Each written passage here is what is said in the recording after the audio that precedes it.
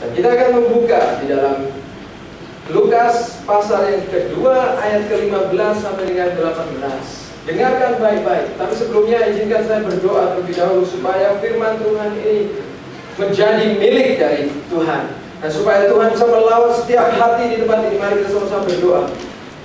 Tuhan, kami percaya apa yang telah Kau lakukan di dalam dunia ini bukan karena kepandaian kami, bukan karena kehebatan kami, tapi karena karunia kasih-Mu yang mampu menyelamatkan kami dari kebinasaan kekal selama-lamanya. Tuhan, saat ini kami merayakan hari yang sedunia rayakan, yaitu hari memperingati kelahiran Kristus ke dalam dunia ini.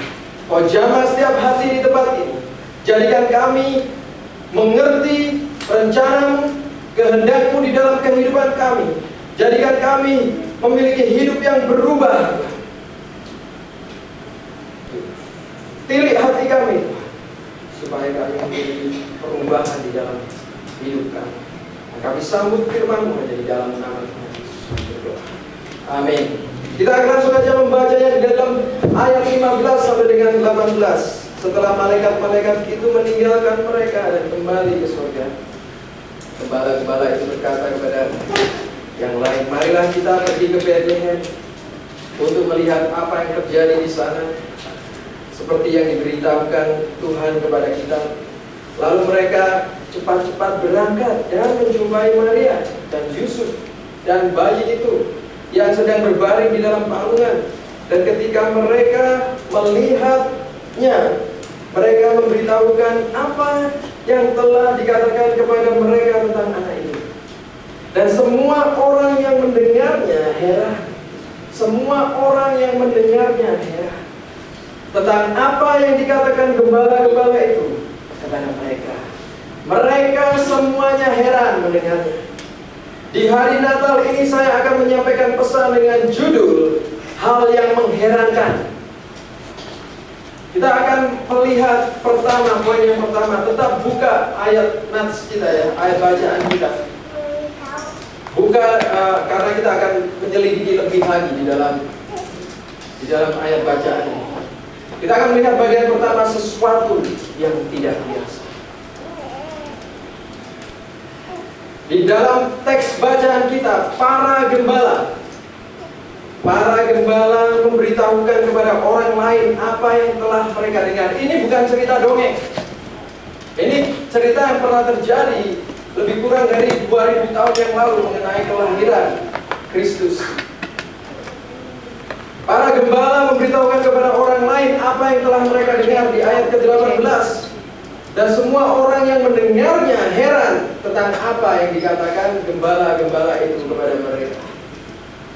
Kalau saya sedikit membahas mengenai heran, perkataan heran atau keheranan adalah suatu hal atau ekspresi dari suatu hal yang tidak wajar, dari sesuatu hal yang tidak biasa. Ini adalah hal yang mengherankan karena ini sesuatu hal yang tidak wajar. Ada beberapa hal yang membuat orang asing, orang bule heran ketika datang ke Indonesia. Sesuatu yang tidak wajar bagi mereka. Contohnya, mungkin ada yang tahu di sini. Mereka nggak pernah di seumur hidupnya mereka mendengar kata-kata penyakit masuk angin. Itu nggak wajar bagi mereka. Ini membuat mereka jadi apa itu? Enter wind? Nggak ada. Enter wind ya. Jadi ini sesuatu yang mengherankan. Dan kemudian mereka melihat sesuatu di budaya Indonesia ketika mereka melihat orang Indonesia makan pakai tangan. Ini sesuatu yang mengherankan bagi mereka. Ini nggak ada di budaya Barat. Makan selalu pakai sendok sama, bukan pakai sendok tapi pakai pisau sama garpu. Dan kemudian orang asing melihat orang Indonesia, khususnya di Jakarta, di cuaca yang panas, pakai jaket. Ini bagi mereka ini tidak hal yang tidak biasa. Maksudnya bagi mereka ini hal yang tidak biasa. Ini panas-panas kok mereka pakai jaket. Istri saya juga seperti itu waktu pertama kali datang ke Jakarta. Ini kenapa ini nggak dingin loh orang-orang pakai jaket?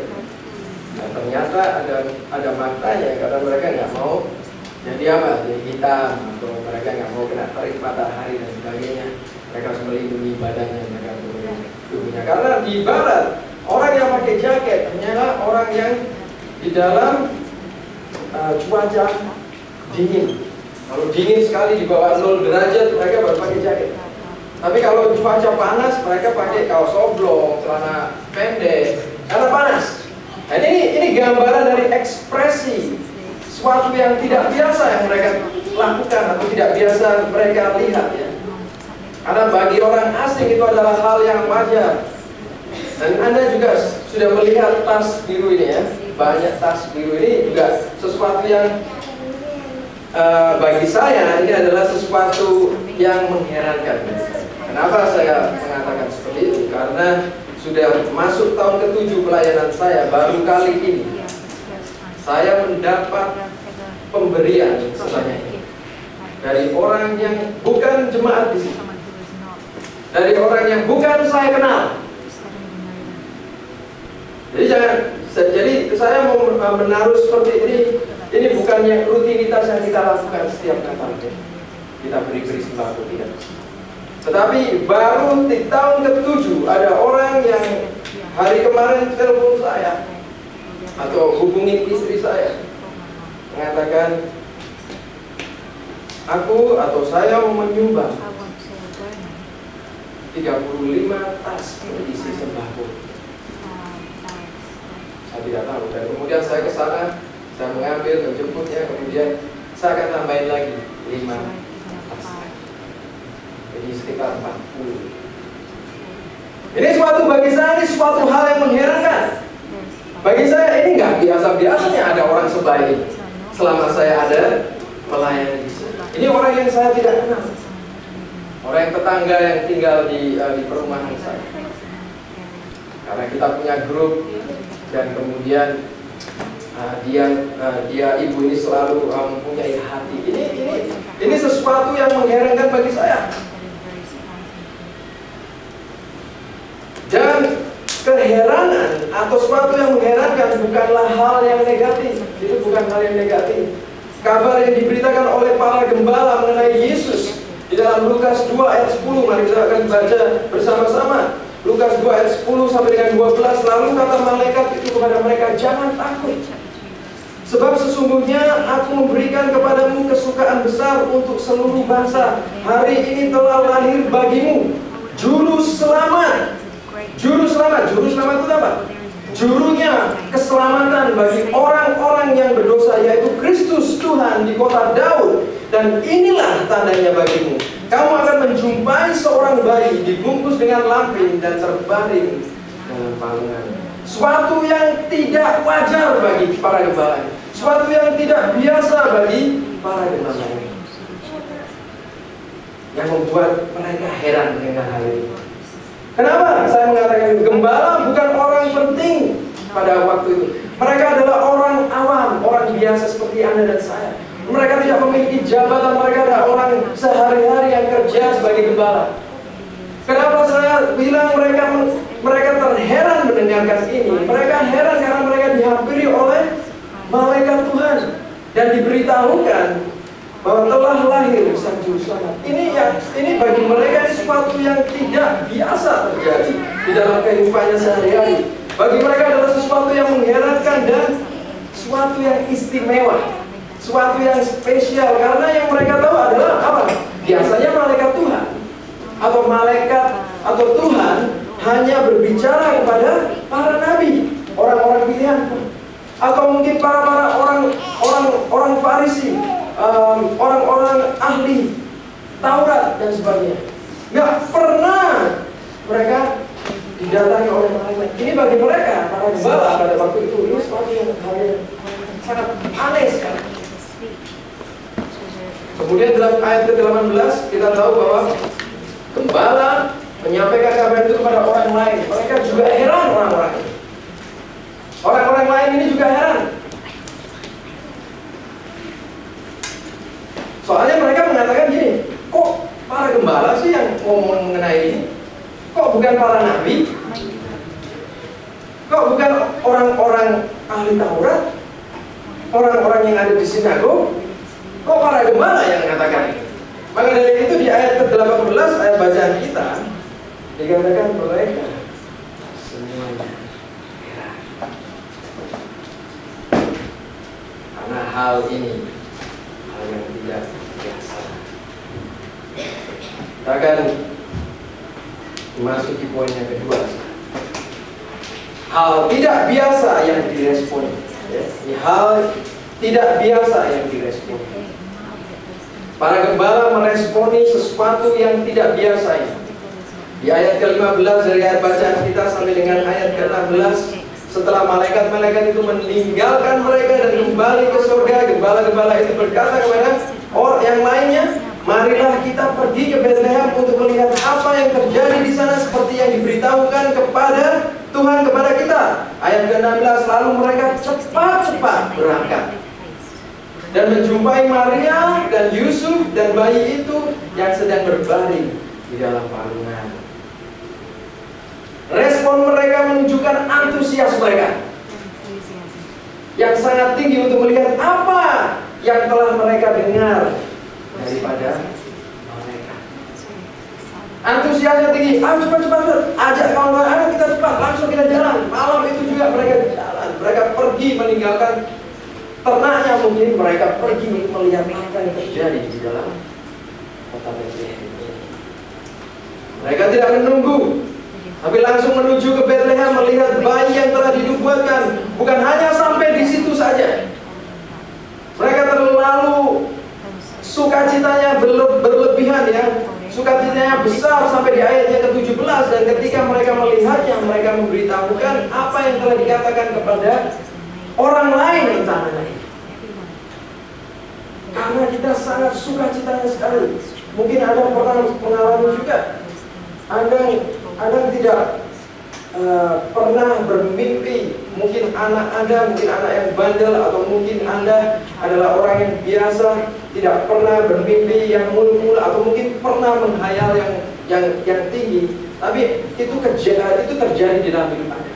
Pasti Anda, mungkin anak Anda yang selalu bandel ternyata jadi juara satu. Ini suatu hal yang mengherankan. Kemudian hal yang mengherankan ini akan membuat sukacita Anda di dalam itu meledak-meledak. Aku mau katakan ini kepada mungkin suami. Aku mau katakan ini kepada keluargaku. Ini loh, anakku yang bandel ini bisa juara satu.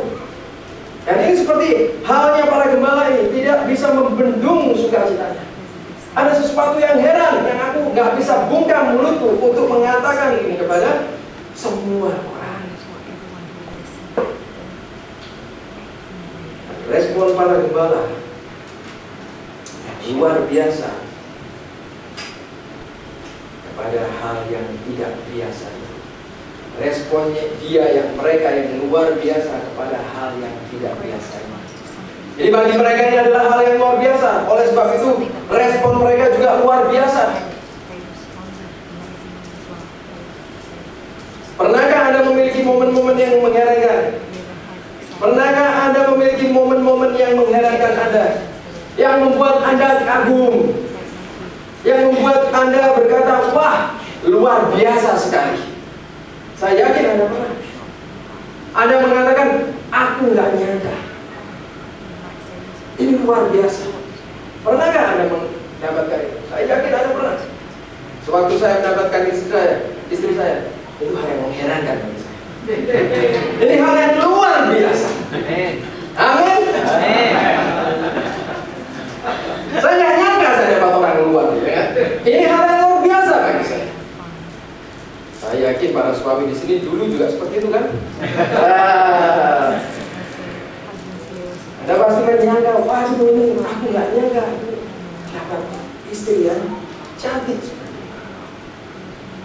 Saya harap para istri juga sama suaminya waktu dulu ya. Aduh, aku nggak nyangka dapat pria itu.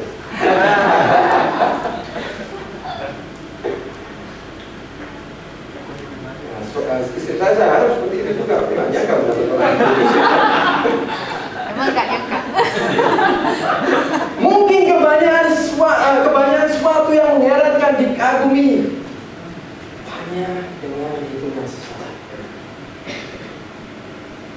Karena sesuatu yang baru belum pernah kita alami, sebelumnya sesuatu yang luar biasa, yang hebat, yang mengherankan, tapi lama kelamaan nggak heran lagi. Anda bisa tahu apa yang saya mau pesankan kepada Anda. Hanya biasa aja. Jadi bukan hal yang luar biasa. Mungkin suami istri yang sudah lama menikah, bagaimana Anda? Masih kagum nggak dengan pasangan Anda? Saya masih aja nggak nyangka sampai saat ini saya dapat istri orang tua. Bagi saya ini sesuatu yang mengherankan.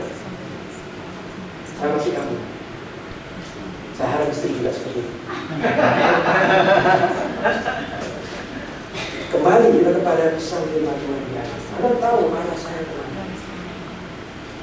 Bagaimana Anda dengan kekristenan Anda? Kalau saya kembalikan kepada kerohanian Anda, kekristenan Anda. Bagaimana Anda dengan perkara-perkara Tuhan, perkara-perkara rohani, mujizat di dalam hidupmu setiap hari di masa pandemi ini? Apakah masih membuat Anda heran? Apa masih membuatmu heran? Kagum akan kebesaran dan kebaikan Tuhan, akan kasih Tuhan di dalam hidup.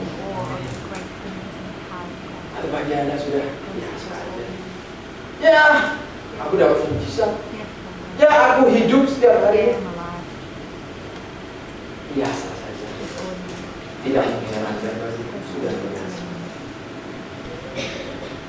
Apakah Anda masih heran akan kuasa Tuhan di dalam hidup?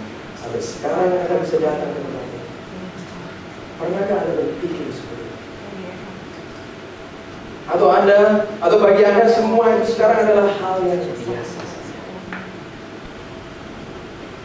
Dan Anda masuk ke bagian yang ketiga, Yesus yang heran. Perkara yang mengherankan adalah perkara-perkara yang ajaib. Saya yakin ketika pesawat terbang pertama kali muncul, atau orang yang pertama kali pergi ke bulan, seluruh dunia heran. Seluruh dunia kagum. Mereka nggak pernah lihat ada pesawat terbang. Mereka nggak pernah dengar orang pergi ke bulan.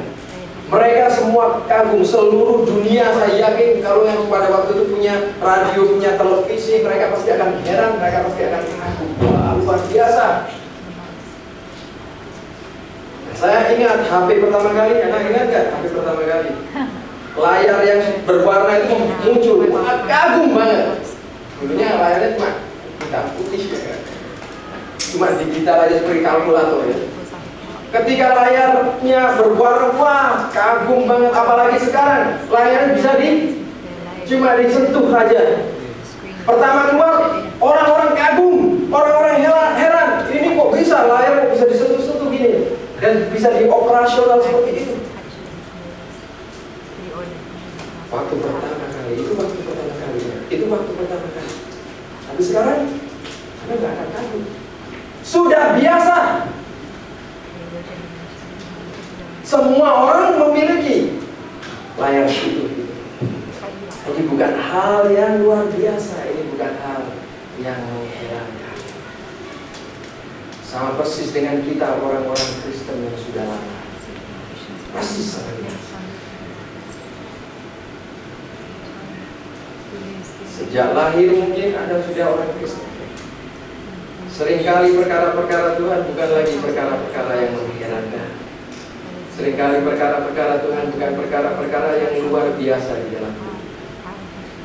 Kadang-kadang kita merasa rese sama perkara-perkara. Ini aku harus pergi gereja lagi. Aku harus berdoa. Aduh, aku diingatkan untuk baca Alkitab. Aku diingatkan untuk hidup benar. Aku diingatkan untuk menjauhi dosa, kebiasaan buruk. Rese. Begitulah orang-orang yang Kristen. Walaupun ada orang Kristen, persis dengan kita orang-orang Kristen yang sudah lama. Mungkin Anda bukan orang Kristen sejak lahir. Mungkin Anda diselamatkan, Anda mendapatkan wahyu, Anda menerima wahyu, Anda diselamatkan, Anda mengenal Kristus sebagai selamat Anda, dan hidup Anda berubah. Pada waktu pertama kali hidup Anda berubah, Anda semangatnya yang luar biasa. semua untuk perkara-perkara Tuhan, Anda terheran-heran. Aku mau melakukan itu, aku mau memberitakan itu. Aku walaupun jalan kaki pun aku bela-belain seperti para gembala. Tapi ketika waktu berlalu, perkara Tuhan bagi Anda adalah perkara yang biasa. Bukan perkara yang mengherankan lagi. Ya, biasa. Gak ada tantangan. Jangan salah. Setiap kali Anda masuk di dalam ruang pembentukan hidup, selalu ada tantangan. Tapi bagaimana Anda meresponnya, itu cerita yang berbeda.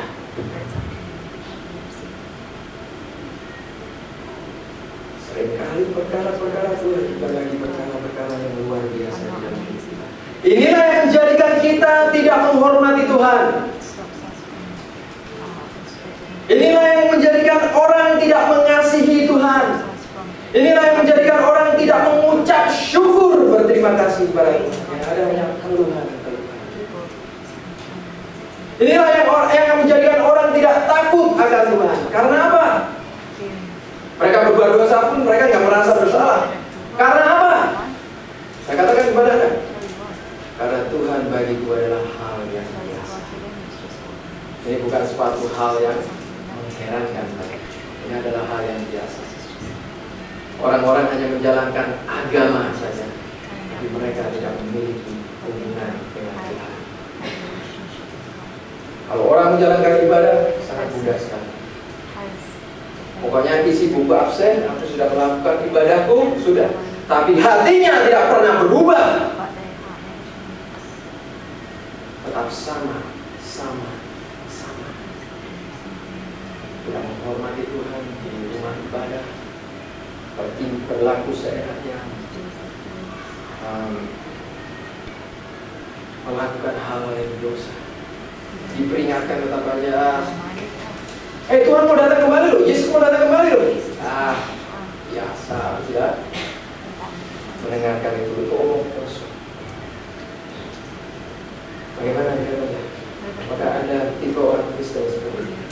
Dengan perkara-perkara Tuhan. Nah, kalau kita menganggap Tuhan bagiku adalah hal yang biasa, menjadikan kita tidak percaya atau tidak memiliki iman kepada Tuhan. Jadi apapun Anda datang ke gereja, Anda hanya peduli untuk isi buku absen. Pokoknya hari Minggu, Natal, Paskah aku ada di gereja. Tapi firman Tuhannya apa tadi pagi? Gak begitu dengar, aku lagi chattingan sama cewek. Aku lagi sibuk. Anda tidak menghormati Tuhan.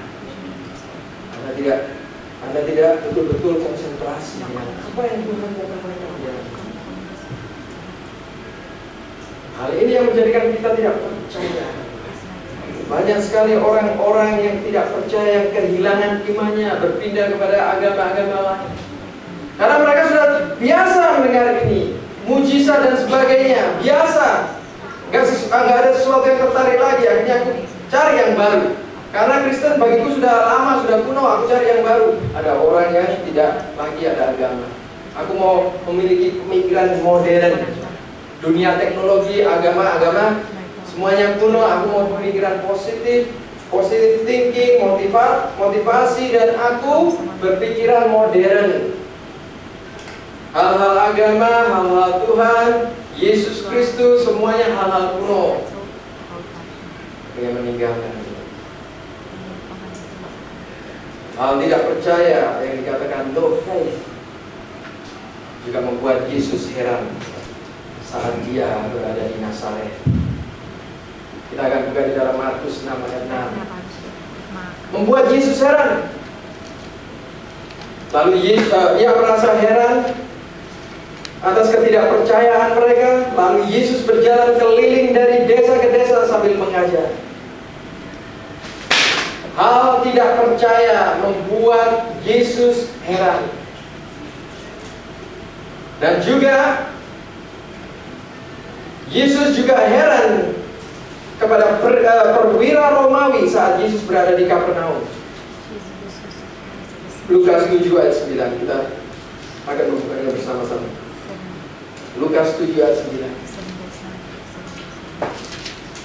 Setelah Yesus mendengar perkataan itu, Lukas 7 ayat 9, ia heran akan dia. Dan sambil berpaling kepada orang banyak yang mengikuti dia, ia berkata, aku berkata kepadamu, iman sebesar ini tidak pernah aku jumpai sekalipun di antara orang. Jadi Anda punya dua perspektif. Yesus heran melihat orang yang tidak memiliki iman lagi. Apakah itu kita? Apakah itu Anda? Yesus juga heran melihat orang yang sampai detik ini memiliki iman untuk dia. Yang sampai detik ini, di masa pandemi ini, masih ada semangat untuk berkata. Itu yang membuat Tuhan Yesus luar biasa kepada imannya seperti itu. Saya tidak tahu kategori Anda di dalam kekristenan Anda, apakah membuat Yesus bangga atau tidak, saya tidak tahu. Anda sendiri yang tahu. Mungkin Anda bisa bertopeng di hadapan gembala Anda. Mungkin Anda bisa bertopeng di hadapan, memakai topeng di hadapan orang-orang banyak. Mungkin Anda bisa bertopeng di mana-mana. Tapi Yesus heran dengan ketidakpercayaan Anda. Anda orang yang menyayangi. Ataukah Anda betul-betul orang yang murni, yang membuat Yesus, membuat Tuhan heran kepada Anda sampai detik ini? Di mana posisi Anda saat ini? Bagaimana dengan Natal tahun 2020 ini? Bagaimana? Apakah Anda menyadari bahwa Anda masih bernafas dan masih hidup saat ini? Apakah itu adalah hal yang mengherankan bagi Anda, atau ini adalah hal yang biasa?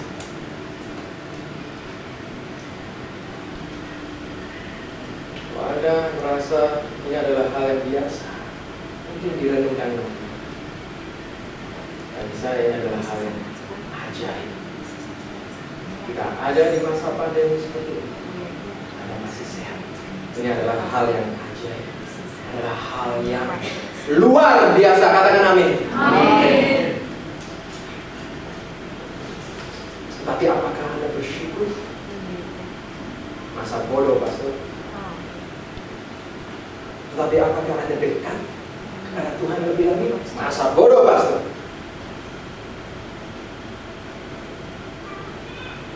Siapakah Anda? Orang yang membuat Yesus bangga? Orang yang membuat Tuhan bangga? Atau Anda adalah orang yang membuat Yesus heran akan kemunafikan? Siapakah Anda? Natal tahun 2020 kita harus merenungkan sebelum kita beralih ke 2021.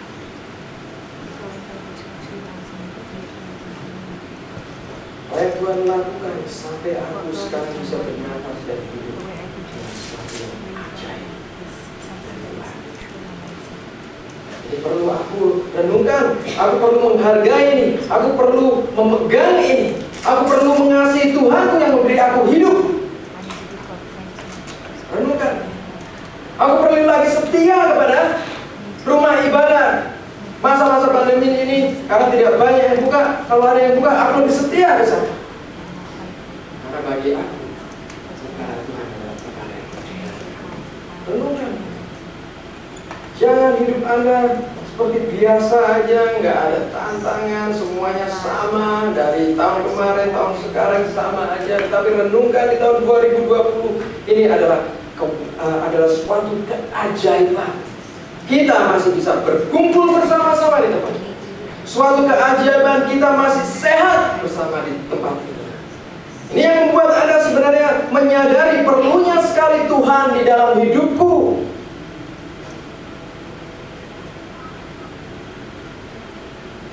Kita nggak tahu ya. Kita kadang-kadang hidup itu kita jalani apa adanya ya. Memang saya mengerti kita jalani apa adanya. Tapi kita nggak tahu berapa lama lagi hidup kita ada di dunia ini. Itu yang membuat sebenarnya membuat kita, aku mau dekat sama Tuhan. Karena aku nggak tahu aku bisa nanti ini enggak. Nggak tahu aku bisa dipanggil Tuhan. Besok aku nggak tahu kalau aku masih hidup. Tapi Anda nggak heran gitu. Bagi Anda biasa. Aku masih hidup kok setiap hari. Pokoknya aku lakukan yang benar, aku lakukan yang baik. Aku nggak neko-neko aku. Oh, tidak dengan sebatas itu. Kau harus mengasihi. Tuhan Yesus mengatakan kasih dengan segenap jiwa, dengan segenap hati. Jadi apa itu? Kasihilah maksudnya engkau harus mengasihi Tuhan itu semuanya kau berikan kepada Tuhan. Bukan hanya pilih aja. Ini yang aku mau berikan kepada Tuhan. Kalau ini aku simpan nanti. Tapi Tuhan Yesus mengatakan kasihilah Tuhan dengan segenap jiwa, hati.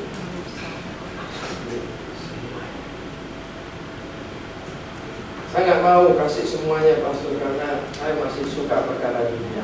Saya masih kecanduan ini dan itu. Saya masih suka ini dan itu. Saya masih suka dengan itu. Saya nggak mau berubah. Ini sesuatu yang membuat Yesus heran dengan kebebalannya, dengan kemunafikan. Maka dari itu, ini adalah hari yang sangat indah sekali, di mana kita berkumpul di Natal tahun 2020 ini. Ambil keputusan hari ini. Jangan kau lewatkan keputusan ini. Ini hari yang spesial bagi kita semua. Raja damai datang ke dunia ini untuk mendamaikan Tuhan dan manusia yang berdosa. Ini hari yang sangat spesial, jangan kau lewatkan. Ini hari yang membuat Yesus heran, bukan dengan ketidakpercayaanmu, tetapi heran dengan iman percaya Anda sepenuhnya kepada Kristus. Luar biasa. Aku mau. Bagaimana dengan respon? Apakah Anda setelah mendengarkan firman Tuhan, ya biasa saja, aku juga pernah dengar firman Tuhan seperti itu, gak ada sesuatu yang mengherankan. Bagaimana respon Anda? Mari kita bukan hal yang mengherankan. Apakah perkara Tuhan, kebaikan Tuhan, kasih Tuhan, berkat Tuhan, mujizat Tuhan yang saat ini kita masih bisa hidup, masih sehat, apakah hal itu adalah hal yang biasa bagi kau? Atau Anda sekarang terbuka pikiran Anda, hati Anda, oh, ampuni aku Tuhan. Aku hidup karena Engkau. Kalau aku tidak memiliki Engkau Tuhan, kalau Engkau tidak melindungi aku, walaupun aku sudah berdosa, walaupun aku sudah jauh dari Engkau, bagaimana hidup kita? Aku hidup karena Engkau. Bagaimana dengan Anda sekarang? Bagaimana dengan Anda sekarang? Apakah Anda betul-betul memiliki pencerahan di dalam rohnya mengenai hal yang mengherankan? Apakah perkara Tuhan adalah perkara yang mengherankan? Apakah rencana Tuhan adalah rencana yang mengherankan bagi Anda? Rencana yang sangat exciting banget, rencana yang sangat membuat Anda sukacita, atau bagi Anda ini hal yang biasa saja?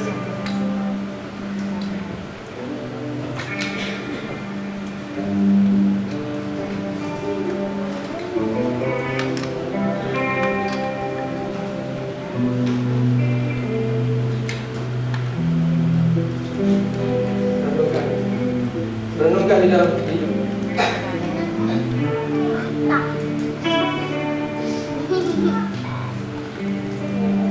Maka Tuhan di dalam hidup itu sesuatu yang luar biasa, ataukah sudah biasa karena ada orang Kristen di dalam?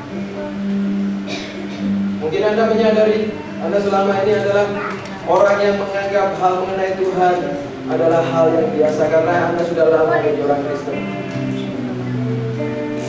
Anda tidak menyadari bahwa setiap hari yang baru adalah mujizat Tuhan yang baru itu. Anda tidak menyadari nafas yang Anda masih bisa hidup adalah mujizat Tuhan yang Tuhan masih berikan kepada Anda. Kasih Tuhan yang Tuhan masih berikan kepada Anda. Tuhan gak harus kasih nafas kehidupan. Apa perbuatanmu untuk Tuhan sehingga kamu layak menerima nafas kehidupan untuk dirimu? Apa yang kamu lakukan untuk Tuhan? Tapi Tuhan tetap mengasihi kita semua. Kalau engkau menganggap Tuhan adalah perkara yang kecil di dalam hidup, Anda tidak menganggap sama sekali, Anda tidak respon sama sekali dengan hal yang luar biasa, dan Tuhan masih mengasihi. Karena Tuhan Yesus mengatakan bahwa karena begitu besar kasih Allah akan dunia ini, sehingga Ia rela memberikan semuanya,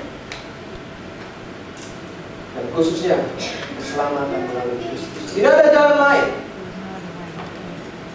supaya kau tidak binasa, melainkan oleh Tuhan memiliki kasih yang panjang, yang sabar yang panjang sekali.